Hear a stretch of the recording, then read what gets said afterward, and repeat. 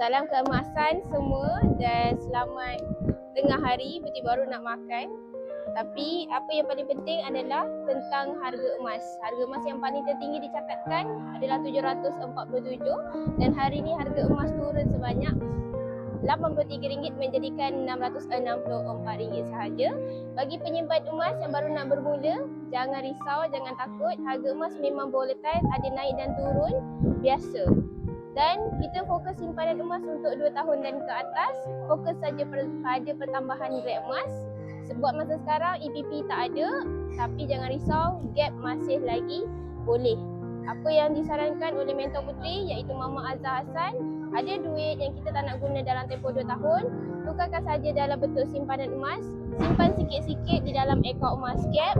Sampai cukup gram emas, kita boleh keluarkan apa jua design dan berapa jua gram yang kita nak. Okay? Jangan tunggu, jangan bertangguh, jangan leka. Harga emas satu hari nanti akan hit berapa sekalipun. Yang paling penting bukan harga emas, tetapi berapakah simpanan kita. Okay? So, nak berjaya dalam simpanan emas, follow Putri Emas rapat-rapat dan rujuk di bahagian bio untuk daftar akaun emas secara percuma. Putri personally yang akan guide tuan-puan satu persatu. Ingat Mas, ingat Putri. Bye-bye.